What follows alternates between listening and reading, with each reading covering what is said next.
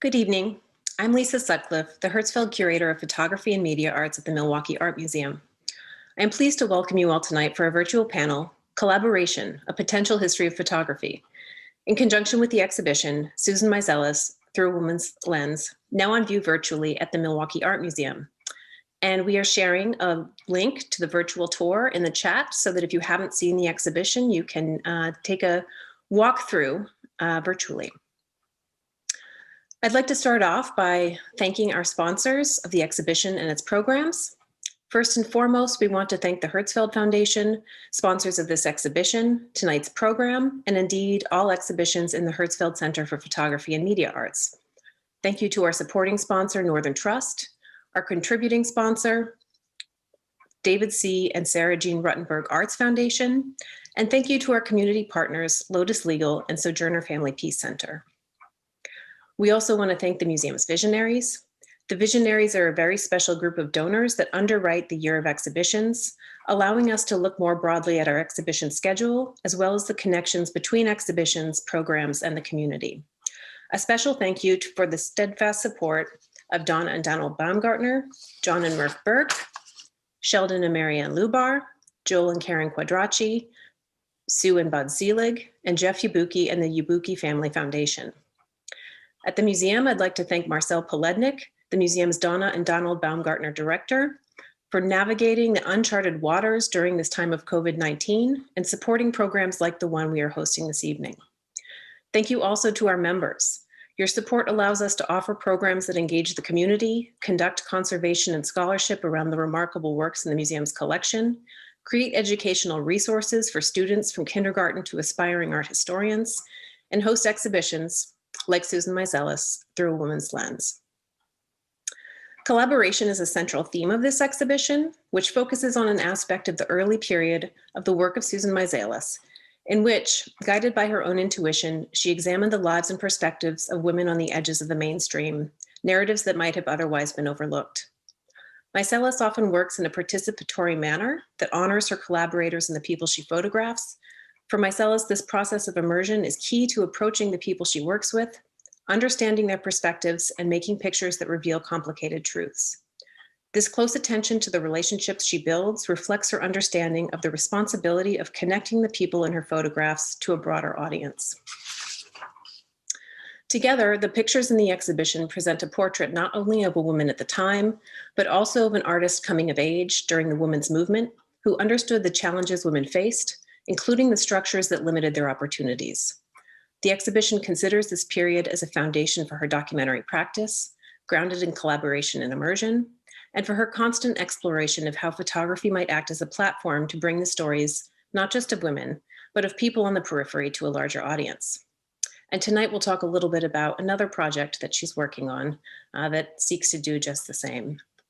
Collaboration is central not only to Meiselas' practice, but to her working process as a photographer, as a mentor, and even her way of living. Tonight's panel is just one example of the collaborative projects she undertakes. So tonight we will discuss Collaboration, A Potential History of Photography, a research project and vehicle for critical thinking about the event of photography, conceived and produced by our panelists tonight, together with scholar Ariella Azoulay, who could not be with us. For the sake of time, I will briefly introduce each speaker, but extended bios will be available in the chat. We are honored to be joined this evening by Susan and her collaborators, artist Wendy Ewald, a MacArthur-winning conceptual artist who has for over 40 years collaborated with communities around the world, and scholars, Lee Rayford, an associate professor of African American Studies at the University of California, Berkeley, where she teaches, researches, and writes about race, gender, justice, and visuality. And finally, Laura Wexler, professor of American Studies, Film and Media Studies, and Women's Gender and Sexuality Studies at Yale University, where she teaches and writes at the intersections of race, class, gender, and visual culture. As a reminder, there will be time at the end of the conversation for questions from the audience, so please drop your queries into the Q&A. And at this time, please switch to side-by-side gallery view for the best viewing experience.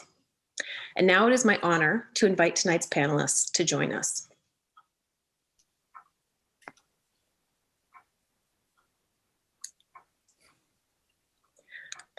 Hello, and thank you all for joining us today. I'm so thrilled to have you here virtually and to have this conversation about your exciting project. I thought we might start out with Wendy. And, I've had a number of conversations with Susan about this, and I understand that this project was launched from a conversation you had. So I wonder if you might give us a sort of idea of how do you define collaboration? And in your manifesto, you suggest this project as a way of asking questions. So how did you broadened and limited that definition? And how has your exploration taken shape? Maybe you can start us out with a sort of thinking. It's amazing, but really this started for Susan and I in 1969 when we first met each other through doing a collaborative project, which Susan had initiated. And so, Ripple dissolved to 2009 in a long sort of rambling conversation, which Susan initiated and asked me if I would, work with her on doing a project which sort of brought together our ideas about really best practices at that time, because that's what Susan and I as practitioners were really interested in, is how do you do this well? So we started off putting together a rough sort of dummy and also thought about history. I was really excited about the idea of what might have happened at the beginning of photography that was collaborative. And so at that point, I was in Israel back and forth working on a project, and I met Ariella. And the two of us were thinking, I told her about what we were doing, but Susan and I were thinking, well, we can't make this project just as photographers. We need other people who have other perspectives and who could write about this.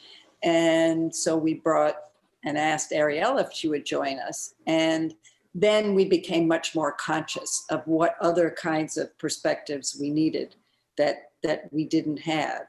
And so obviously we just kept thinking about, what is collaboration based on these conversations that we were having. And for when we brought Ariella in, for example, she was very insistent that we would look at collaboration, intended and unintended, through the history. And so we sort of jettisoned our idea of best practices.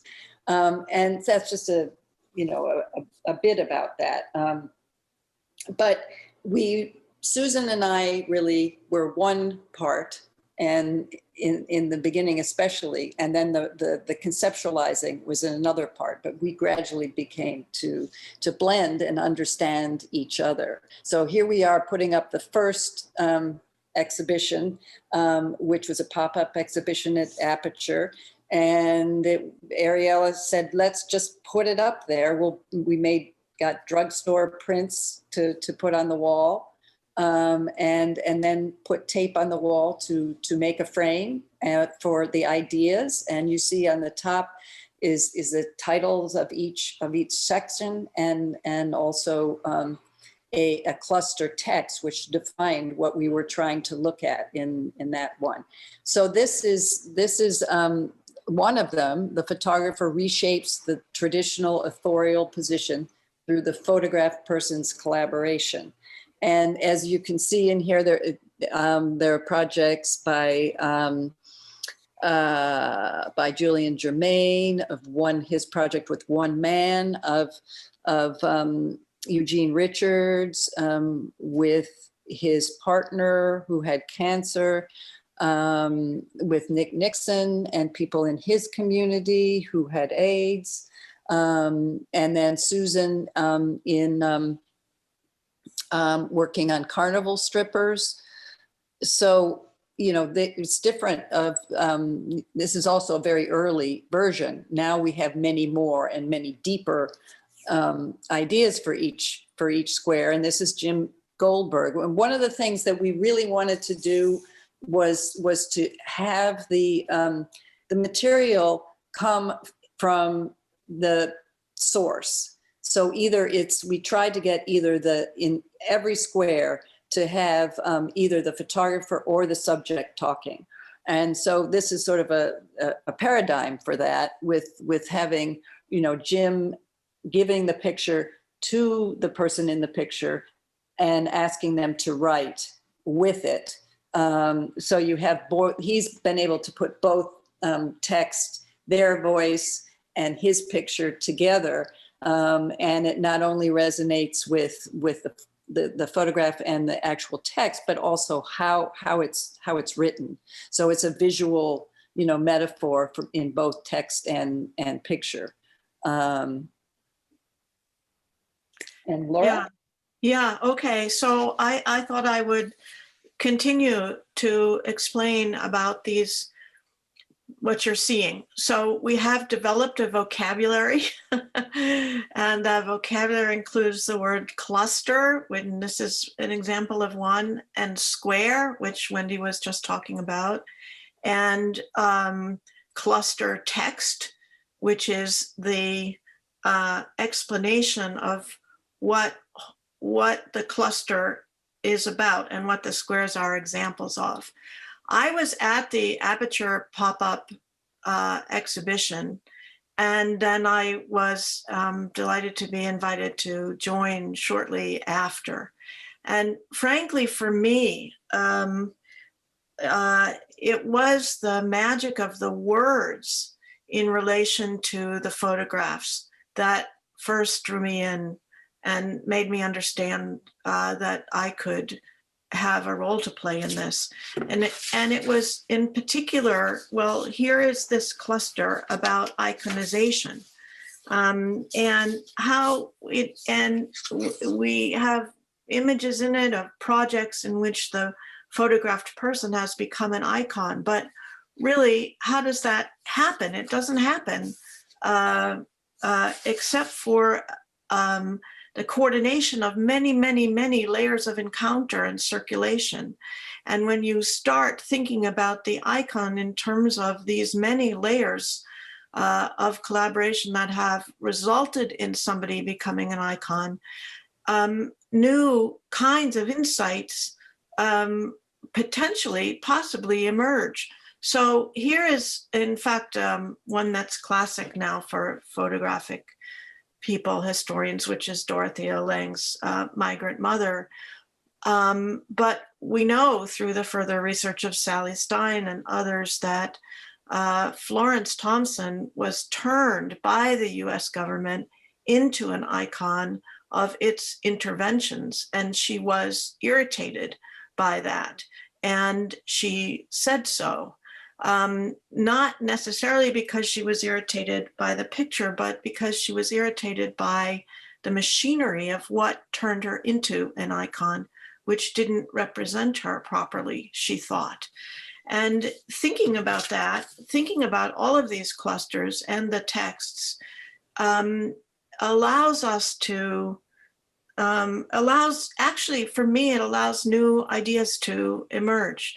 The first, that about Migrant Mother is not a new idea, but it belongs in there because it's so, it points to so many other times when someone has become the face of somebody else's project. And yet, in the first text that first enchanted me, which is for cluster 1, it's called "The Photographed Person Was Always There." In other words, and that was the phrase. I think of our writing here as poetry, actually. These are poetic phrases, and they mean for you to associate your own ideas with them as you would with a poem. And what it means in terms of iconicity is that the icon doesn't devour the person. Actually, that person is there and remains there and has opinions and is an active agent, even if their voice is being buried. if you know that, you have a hint as a scholar about what to go back and look for, because these relationships, the mutuality and the collaboration of photography doesn't end. It's always, as we say, a potential history, a history that can be turned into something other than that is what is given. Here's another cluster that gets at that idea, potentializing violence. When I first heard the name of this cluster, I actually was upset. It's like, I don't think violence, violence doesn't have a potential. And it took me a while to understand what it meant, which is violence exists, it has been, it is.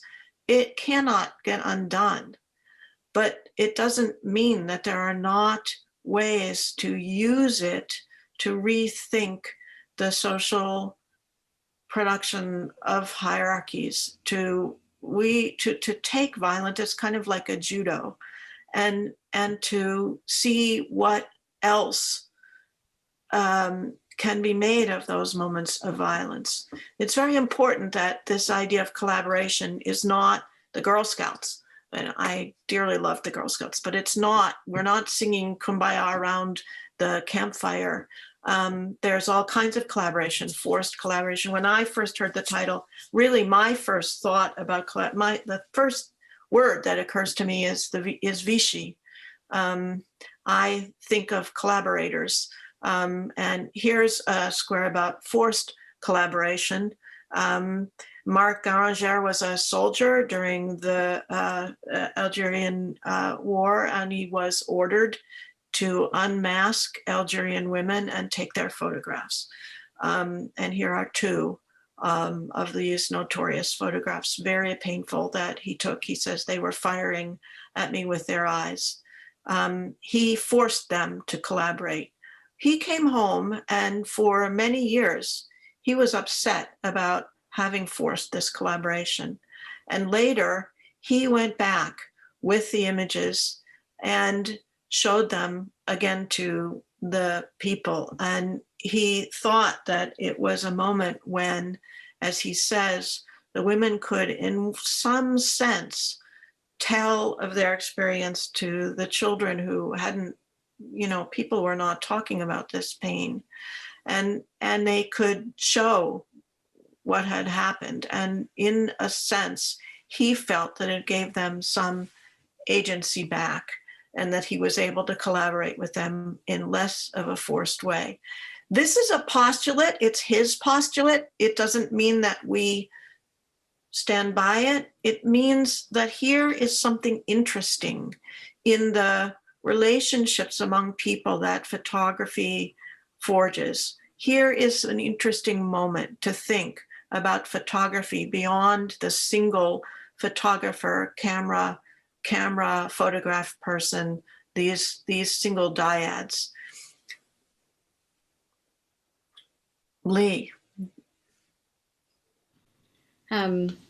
It's just really great to kind of revisit the sort of the stories and the origins of the project. And I came in 2017, really probably a week before the inauguration of Trump, and was brought in. So it felt a particularly urgent moment anyway to sort of be thinking about potential histories and other ways of kind of being in the world together. I had studied with Laura in graduate school. I had first met Wendy when I was a postdoc at Duke. I long admire Ariella and Susan's work, and all of the ways that this project conceives of photography for me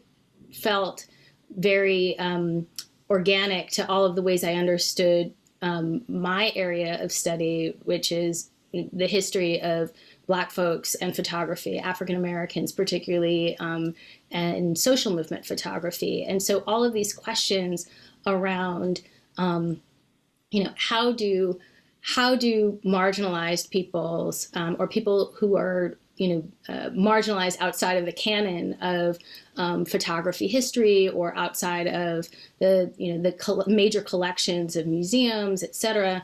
How do they practice photography on every day? And also, how do we account for the ways in which marginalized peoples are conscripted into being forced collaborators, into practices of photography, as Laura just talked about. And so I think probably two of the clusters that I most like, or sort of I think immediately resonated for me, is the co-archiving cluster, and the cluster which I think at this point still maybe immediately precedes it, which is when a community is at stake. But I think both of them together recognize the ways in which everyday people who are not auteurs, who are not artists necessarily, or who may be, use photography to write themselves into history, who use photography to kind of make sense of their worlds every day. And so co-archiving as a cluster, as an idea, is sort of in the statement that in the manifesto, seeks to kind of undermine, as the whole project does, the top-down and exclusivist logic that characterizes official archives, right? And so if we think about all of the ways that folks have been, marginalized groups have been silenced or excluded from archives, and we can then sort of think about those practices, again, as addressing those silences. And so we have, so one of the squares is W.E.B. Du Bois's Negro exhibit from the 1900 Paris Exposition. And of course, Du Bois is intellectual, sociologist, kind of in many ways like the founding thinker of Black studies, of interdisciplinary studies in many ways. And early on, he enlisted the photography skills of George Askew, a Georgian photographer, to document what he called, Negro life and Negro types. And Sean Michelle Smith has written, and Deb Willis have both written really extensively and beautifully about this collection of images. But in that it both intervenes in the ways in which African Americans in this moment were visually, sociologically represented and understood, stereotyped, and fixed and framed into a particular kind of narrative, and then uses the mode of photography to both document, all of these, the kind of breadth of Black life, or I should say the breadth of a kind of Black middle class life in this moment, while also really ingeniously using the kind of genres of, the received genres of photography, portraiture, but also kind of scientific study against itself, to tell us a different story about Black people in the early part of the 20th century. And I think then what that also opens up, and maybe we can, if we look at Zanele Muholi, who's another featured square in co-archiving, excuse me, is to kind of attend to the practices in which communities themselves are, not just individuals like Du Bois, but whole communities are, writing or imaging themselves. And so Zanele Muholi is a contemporary South African queer photographer who doesn't refer to themselves as a photographer, but refers to themselves as a visual activist. And so, for I guess almost 2 decades now, Muholi has been creating this visual record of Black lesbians in South Africa. Even though that country legalized same-sex marriage in 2006, right, discrimination and violence against queer women, remains pretty widespread. And so this question of kind of both, and this is a phrase that I love that Laura has written about and has talked about it, the proleptic, right? Thinking about photography as proleptic, in that it's not just sort of documenting, using the technology to document the moment or document people in the here and now, but anticipating that their future erasure. And sort of in being aware of the necessity, the urgency of that documentation to sort of write one's own history and validate one's own existence.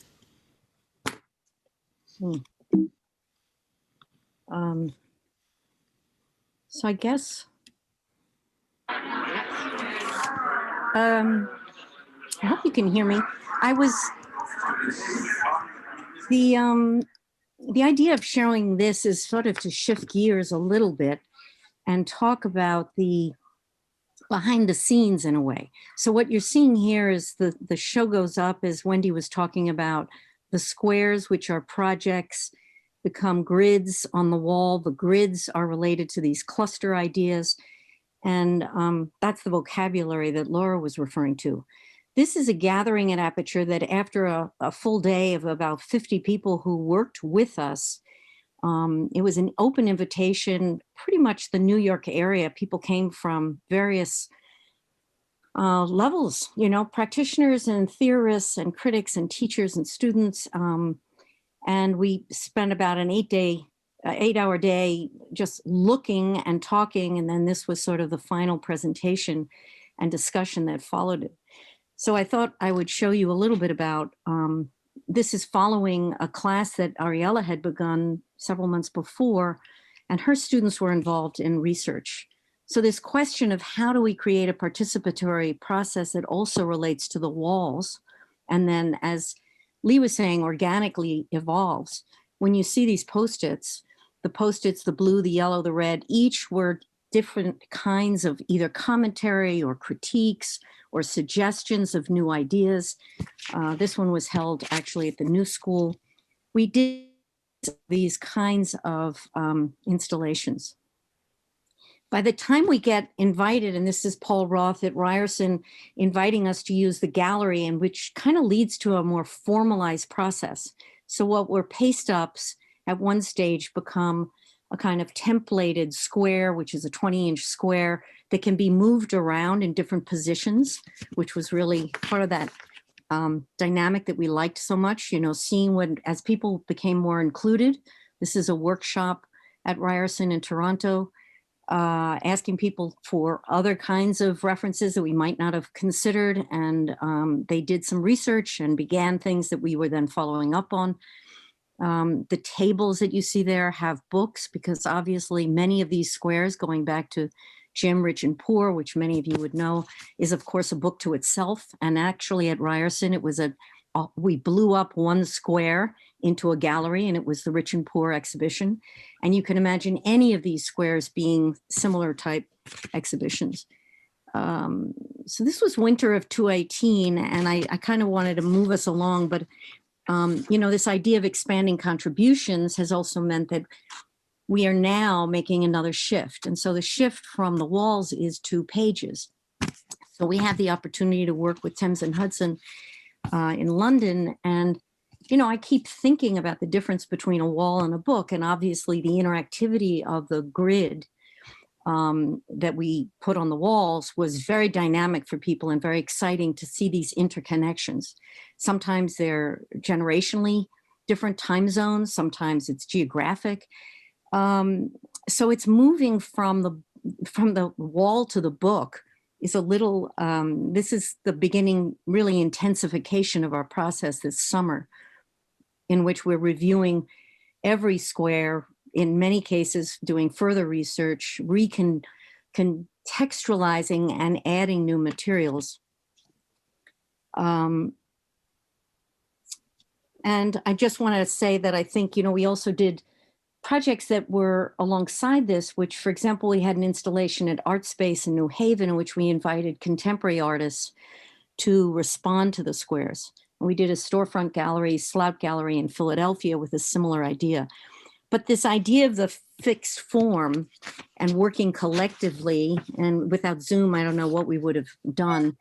I think I'll invite Laura to respond to this, because one of the things that came through Laura and Lee very much was thinking about writers who could also respond with additional perspectives beyond the ones that the practitioners had offered us with their images and quotes.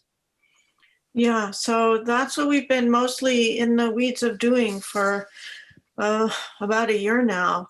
There's about 120 projects now, and we've fanned out and asked about that number of people to write responses when we send them the square and the cluster and the text. What is their response to the juxtaposition of forces and people that are apparent in the square? And it's a way of engaging a wider, again, community of writers. It's scholars, it's students, graduate students, Ariella Azalea at Brown and I at Yale, and Lee at Berkeley. Other people have taught courses on this, and we've got our students involved, and curators, sometimes other artists, and we've asked them also to respond. So the roots, the very deep roots in collaboration, are exposed to the air here, and are thriving. This was the language that first drew me in. As I said, the photographed person was always there, this uncanny feeling that critics and historians just move off quickly of the photographed person, but that photographed person was there before, during, and after the specific photograph. Sometimes there isn't even necessarily a photograph. I feel towards the words, many people have said to us that they find the language difficult. I think that's in part because they're looking for wall texts and explanatory rather than invocational kinds of texts. If we go to the manifesto, I think, well, I wanted to, you can see that the first point of the manifesto, I'll just read it. Collab is an open invitation. No, sorry. Each of us separately found herself at a certain moment asking what is exactly going on when we are doing what we are doing with and about photography. As whatever we are doing, it is always with and among other people. From the moment such a question popped up, whatever we were doing could not be separated from the undeniable presence, gaze, labor, and actions of others. And I think, and I hope from what we presented this evening, that you can see that that's pretty precise language actually for what we're doing. It's not abstract. It really does describe what we've been doing and what the project surfaces. And here are some more pieces of the manifesto. We wrote them, they were written under Ariella's lead. Many of you who read Ariella will recognize her idiom, but we, of course, all then edited and contributed and talked and sometimes argued about what our manifesto would be. So why do we have a grid? It's a transitional form. It's a way of giving a structure. We know that the grid has a particular imperial history. We find it useful to ironize it and push against it. We didn't attempt to, we're not attempting to say this is everything about photography. We're not attempting to make a hierarchy. We're not even attempting to define collaboration. We started as practice and then found the name for it. We are still asking what is collaboration, and we will be asking everyone who encounters the project in later years the same question. And this is a manifesto that is a way of asking questions.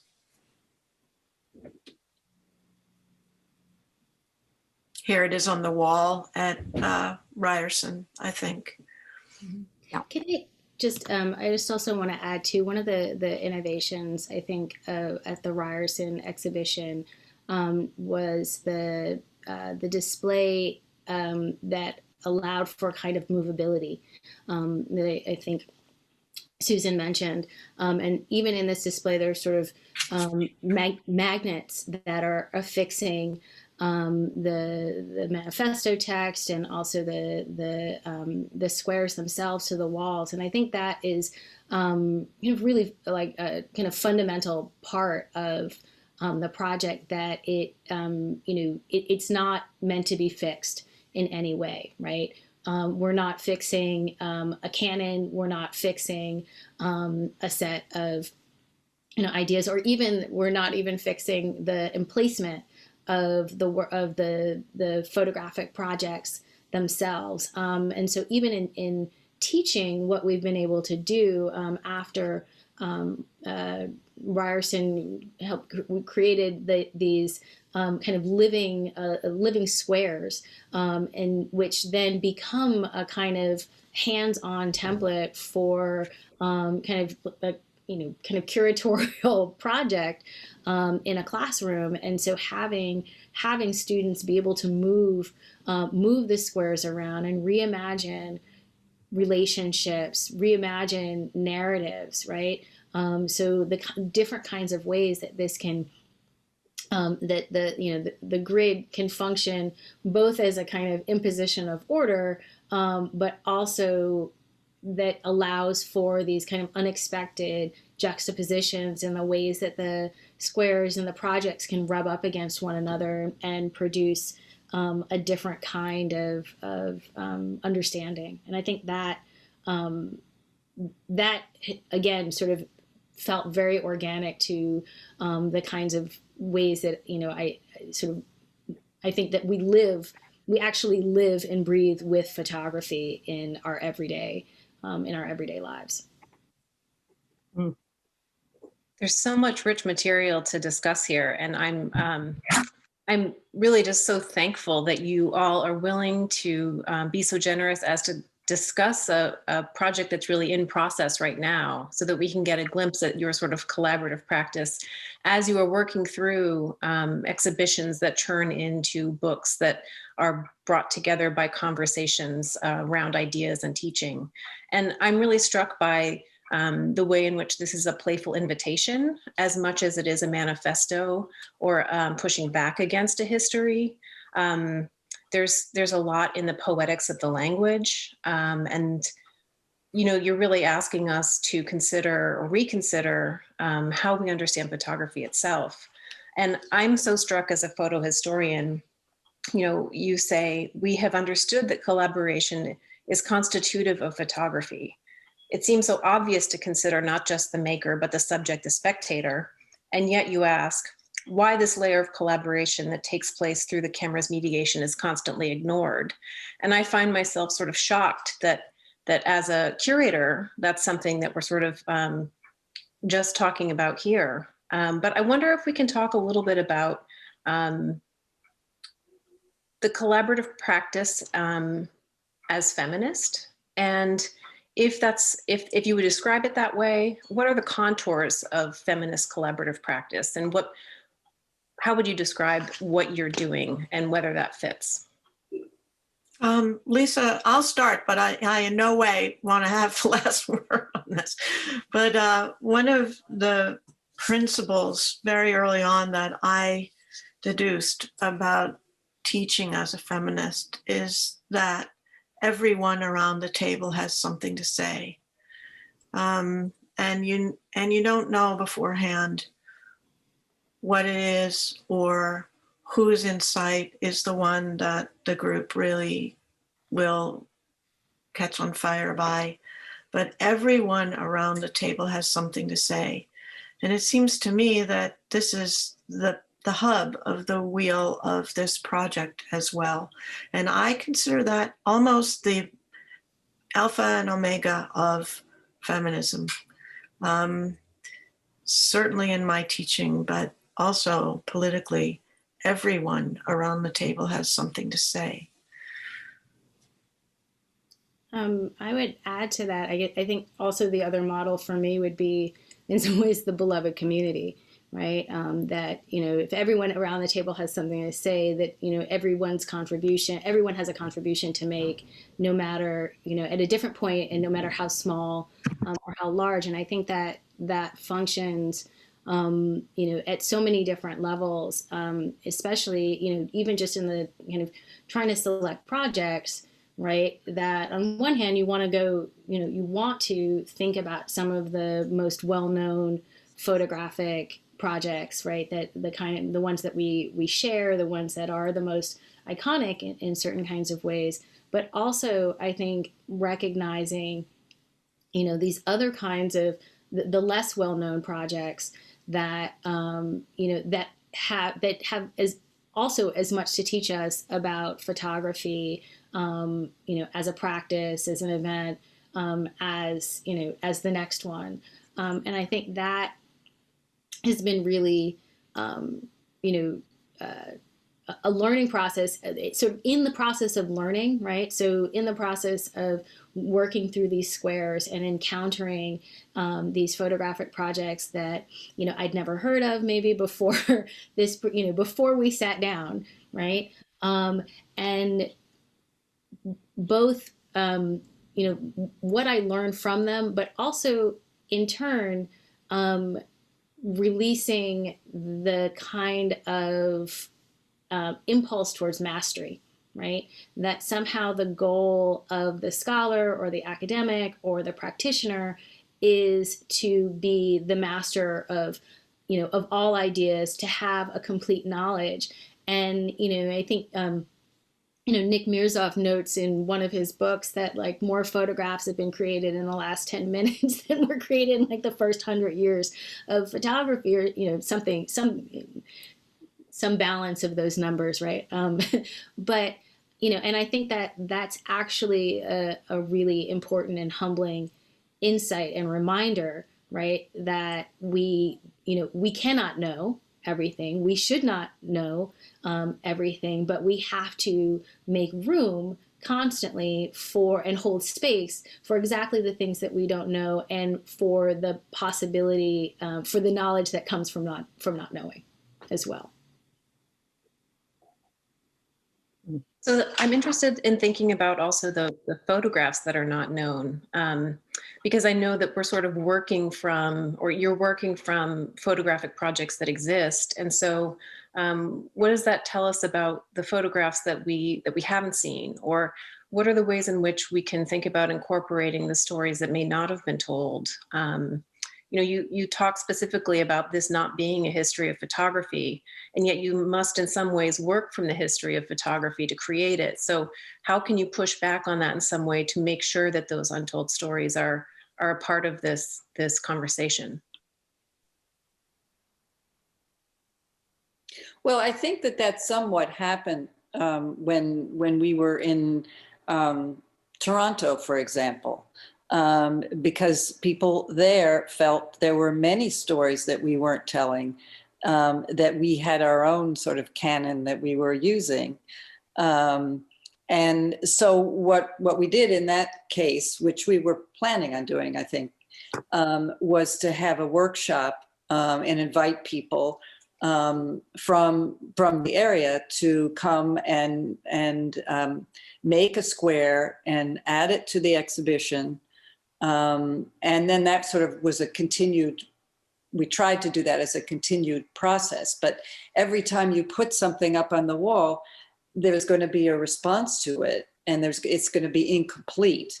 And so to leave a place somehow that more can enter in, or we took things down when people decided they didn't want to be part of this conversation, which was also interesting. And then, you know, used up blank squares as representations of the people who didn't want to be included.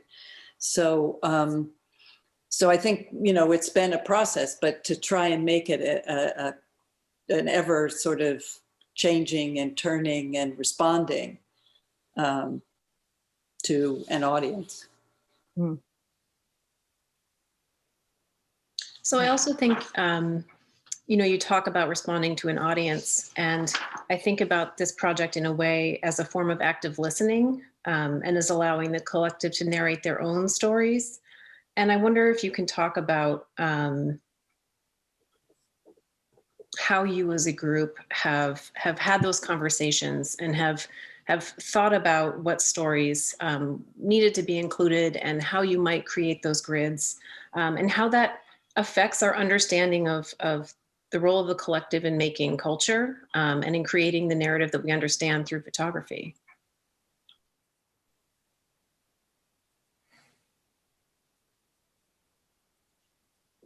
I'll start a little bit, I think, to talk about the experience of teaching the material, because I think that's one place where, you know, that's sort of opened up a lot, for me at least, you know, the ways in which, you know, presenting students with the cluster text, with the, you know, the different sort of ways of thinking about photography. And I guess I would also add, because the project itself is non-chronological, it's also disrupting a kind of a certain kind of formulation of photographic history, the history of photography, right? Because you're not sort of proceeding from, you know, 1839, you know, to today.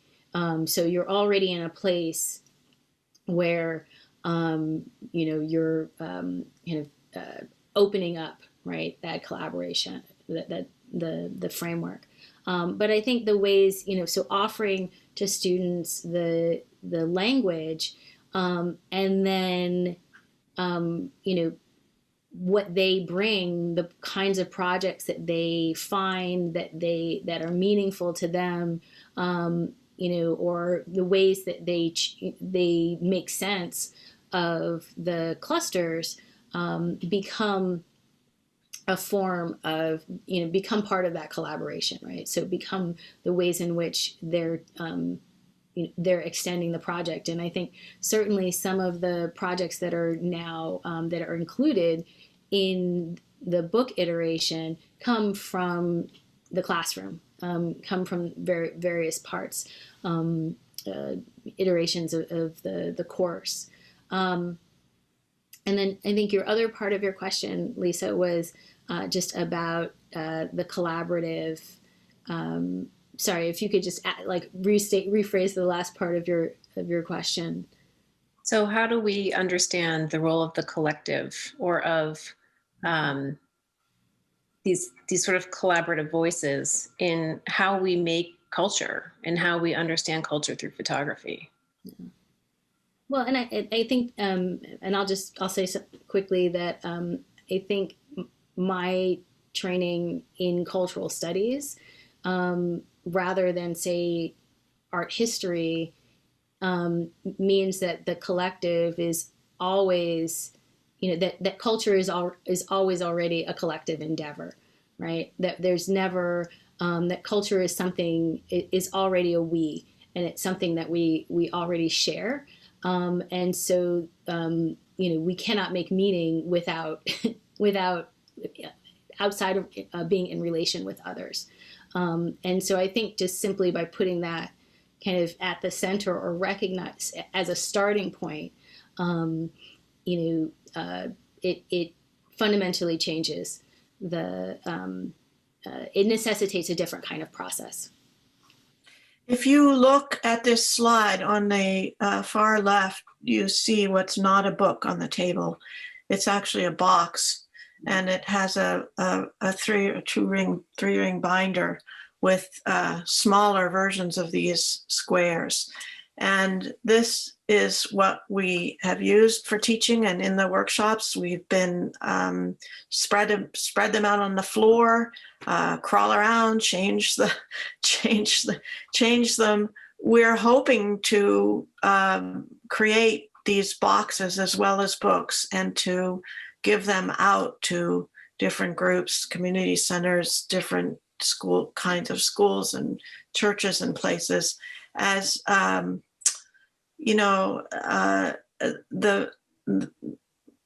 pieces that other people can together also have this experience. Because ultimately the experience, Lisa, you're right, is really not about the photographs that the event of photography, to use Ariela's term, leaves behind.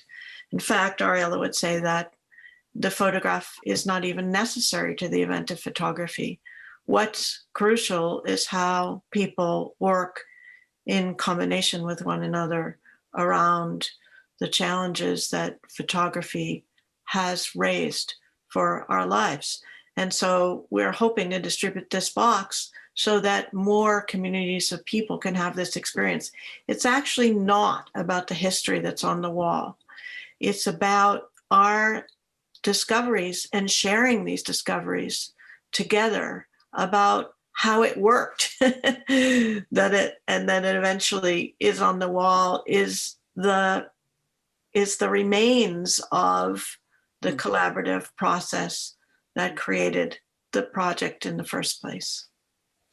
Yeah, Laura, I was just thinking of a perfect expression of that is how we go beyond the communities, as we've been talking, or Lee's referenced, when we bring in the Trayvoning Square, which is an online viral response, not of a specific community, but this is an ongoing process. In other words, this is not just the books, I think, on the table were important to give a sense of how much is not on the walls, the depth of what is beyond the walls.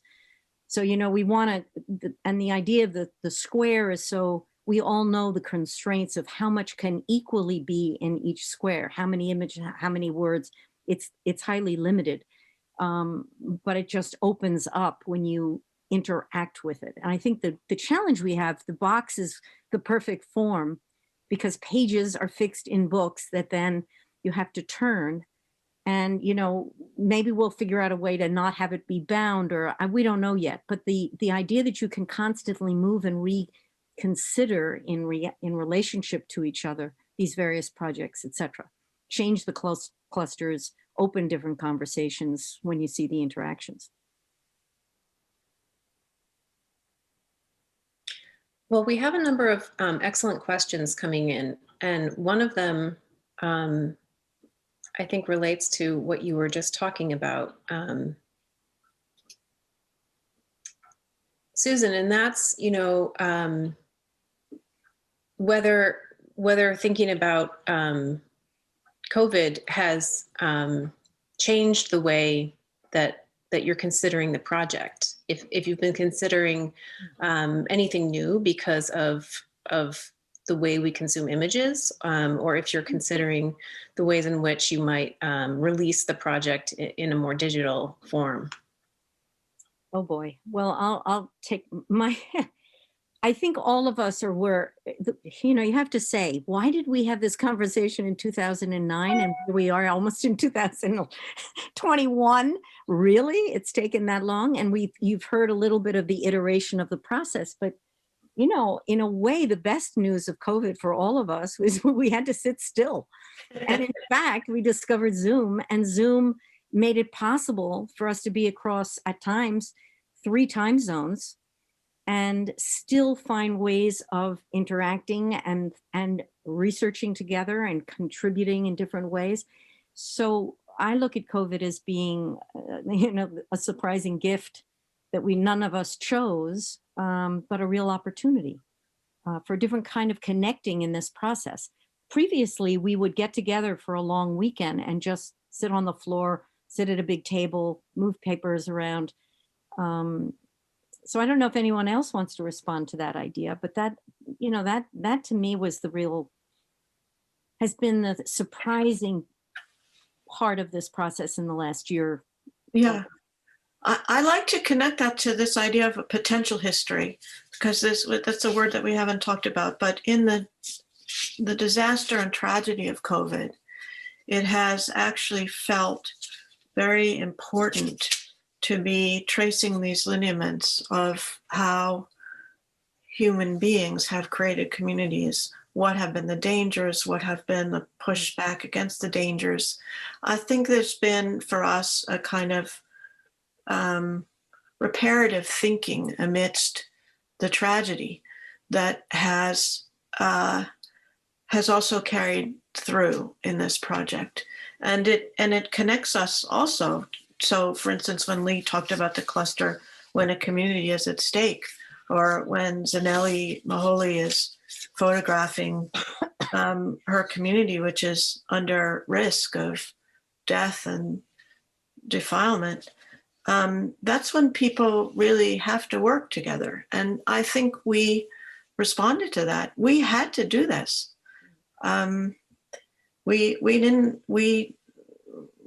Yeah. I mean, what has kept us doing this for so many years? It's because it's a pulse of something that's really important to learn. And there's a question about the manifesto, which has been shared as a link in the chat. And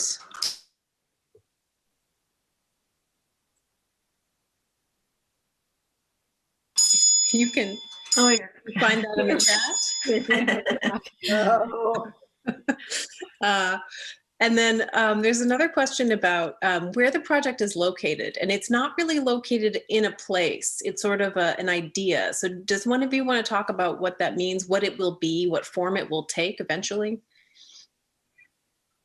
I mean, as a book, as an exhibition that moves around, do you have thoughts beyond that, aside from the box that you talked about, Laura?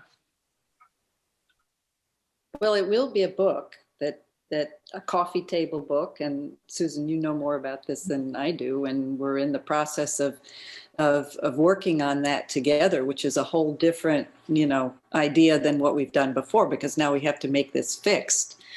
And so you, Susan, has led us into that direction, and I think it's a great idea.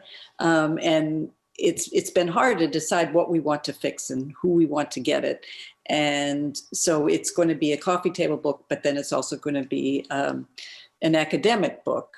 So we're hoping that it has a very wide reach eventually and can be used by other people, but it doesn't have the same flexibility, obviously, that the box has. And so we're hoping to also be able to do that for those of people who would like to have an exhibition of it and make their own exhibition of it. Yeah, I mean, there's an obvious, begs the question if somebody hasn't asked it yet.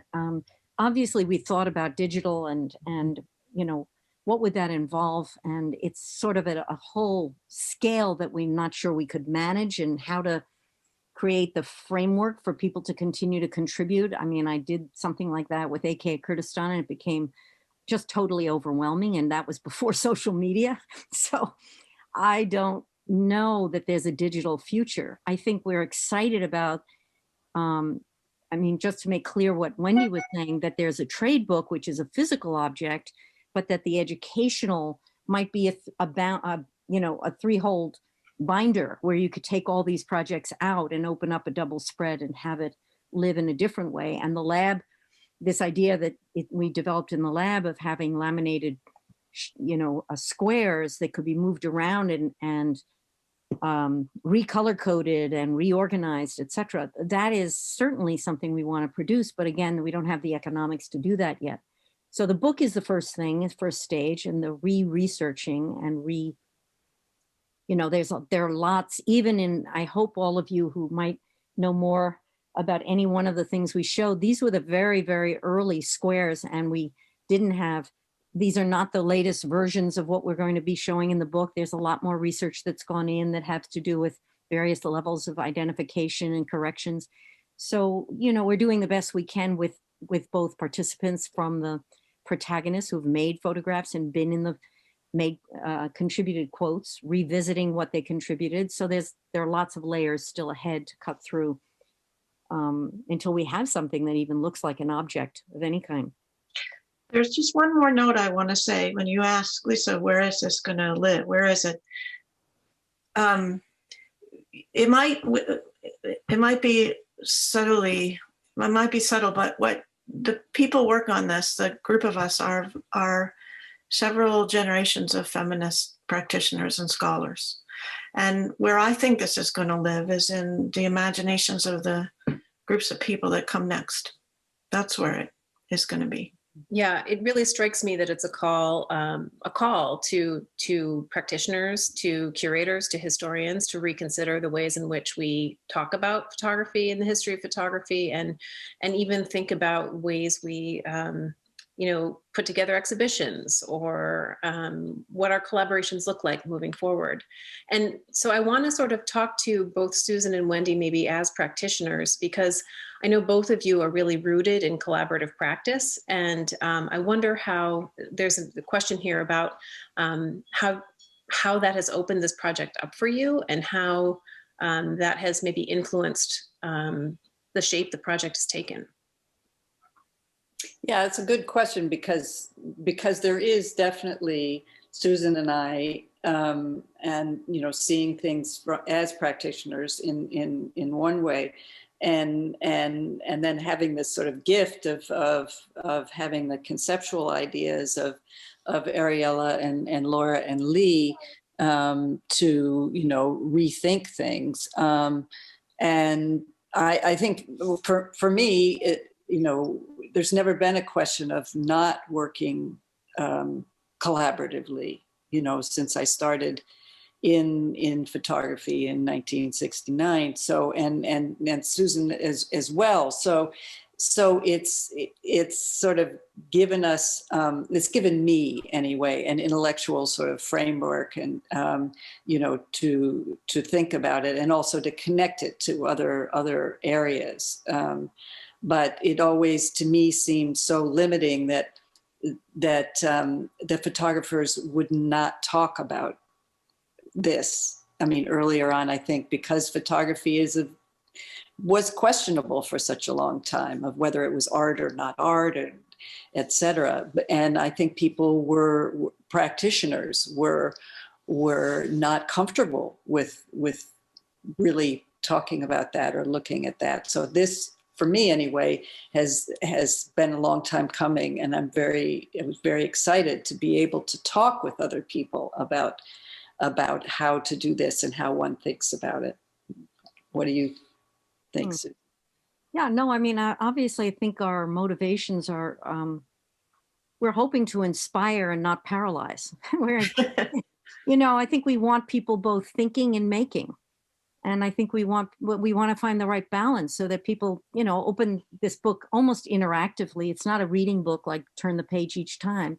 Dive in and dive out, and feel like you have new ideas to iterate off of and reconsider and critique, as much as practitioners, as theorists, as writers. I mean, there's a sort of healthy tension amongst us. And when Laura quietly said, and sometimes debate and differ, there are moments that we defend our territories, and that's great. There's a tension. It's a seesaw at times.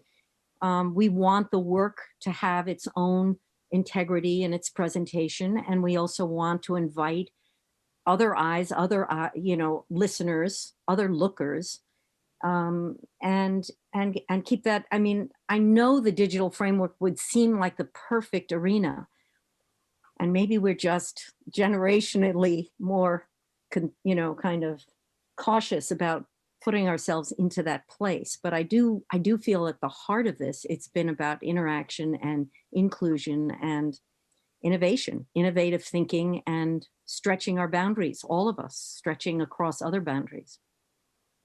I want to add to that. I think, a kind of shout out to the writers, because I think, they've been given a kind of a challenging task, right? To kind of offer context and a kind of a way of thinking about collaboration through a specific project in 320 words,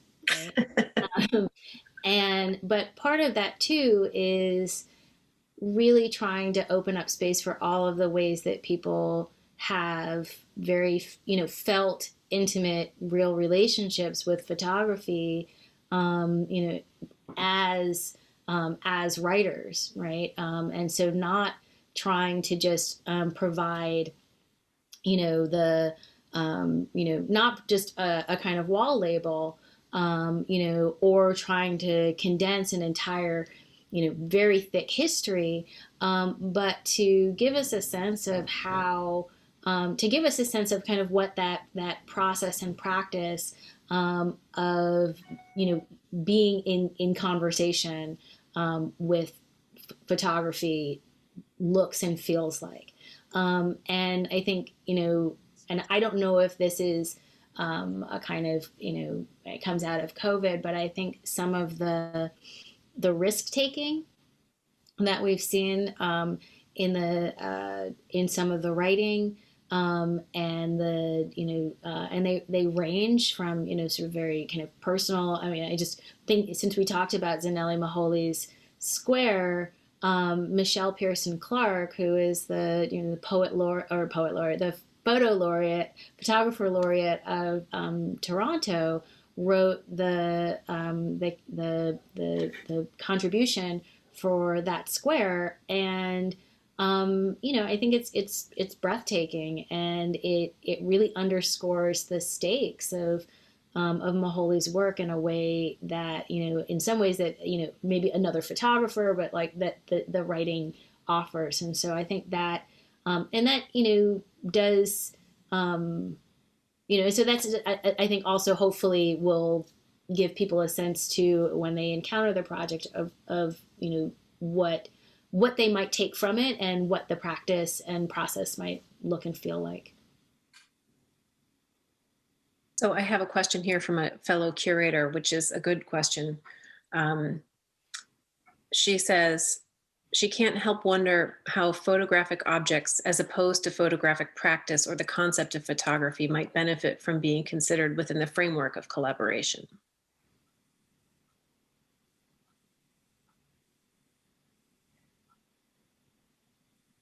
Say that again. Photographic objects. How photographic objects might benefit from being considered within the framework of collaboration. Well, I sort of feel like that's what we're doing. Yeah. Paul Messier at Yale, and there's the material photography lab that he runs. He's a paper scientist. He's interested in analyzing the fibers of the paper and using that to be able to make statements about the photographs under his hand. I think one reason we don't want this to be digital is because we want it to be material. We want a haptic. We want to be on the floor with the squares on the wall, the book in our laps. We want to remember that these are objects. Some of them, I don't know. I think it's a very interesting question about when these are precious objects and however you want to define that, how you would then apply this lens. That's a wonderful question.